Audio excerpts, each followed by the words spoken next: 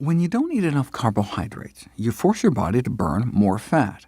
However, this rise in fat burning is often misconstrued as a greater rate of net fat mass reduction on the body.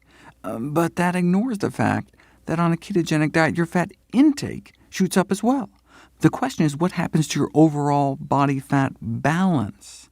You can't empty a tub by widening the drain if you're cranking up the faucet at the same time. Low-carb advocates had a theory, though, the so-called carbohydrate insulin model of obesity. Proponents of low-carb diets, whether a ketogenic diet or more relaxed form of carbohydrate restriction, suggested that the decreased insulin secretion would lead to less fat storage, and so even if you were eating more fat, less of it would stick to your frame. So we'd be burning more and storing less, the perfect combination for fat loss, or so the theory went. To their credit, instead of just speculating about it, they decided to put it to the test. Gary Taubes formed the Nutrition Science Initiative to sponsor research to validate the carbohydrate insulin model. He's the journalist who wrote the controversial 2002 New York Times Magazine piece, "What If It's All Been a Big Fat Lie?", which attempted to turn nutrition dogma on its head by arguing in favor of the Atkins diet, with its bunless bacon cheeseburgers based on the carbohydrate insulin model. Much of Nina Teicholz's book, The Big Fat Surprise, is simply recycled from Taubes' earlier work. In response, some of the very researchers Taubes cited to support his thesis accused him of twisting their words. "The article was incredibly misleading," one said. "I was horrified." "He took this weird little idea and blew it up, and people believed him," said another. "What a disaster." It doesn't matter what people say, though. All that matters is the science. Taubes attracted $40 million in committed funding for his Nutrition Science Initiative to prove to the world you could lose more body fat on a ketogenic diet. They contracted noted NIH researcher Kevin Hall to perform the study. 17 overweight men were effectively locked in what's called a metabolic ward for 2 months to allow researchers total control over their diets. For the first month, they were placed on a typical high-carbohydrate diet, 50% carbohydrate, 35% fat, 15% protein. And then they were switched to a low-carb ketogenic diet, only 5% calories from carbohydrate, 80% fat, for the second month. Now, both diets had the same number of daily calories. So if a calorie is a calorie when it comes to weight loss, then there should be no difference in body fat loss on the regular diet versus the ketogenic diet.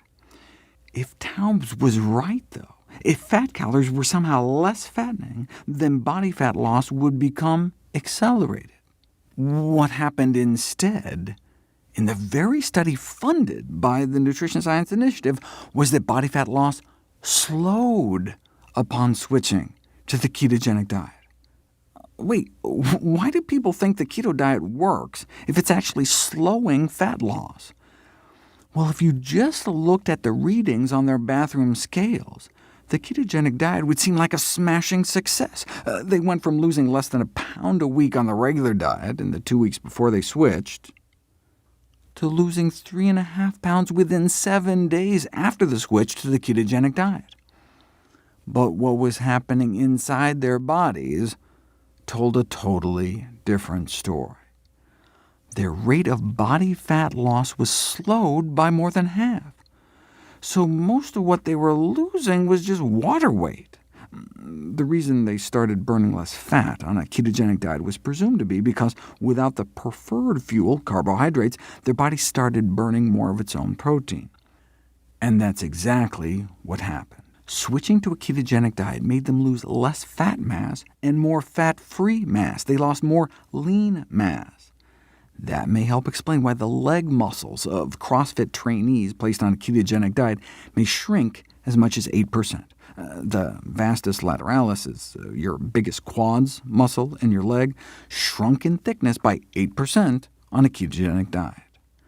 Yes, the study subjects started burning more fat on the ketogenic diet, but they were also eating so much more fat on the keto diet that they ended up retaining more fat in their body despite the lower insulin levels.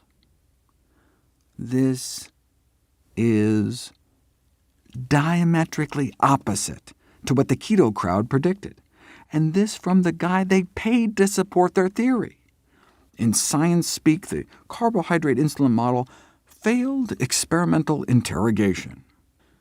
In light of this experimental falsification of the low-carb theory, the Nutrition Science Initiative effectively collapsed.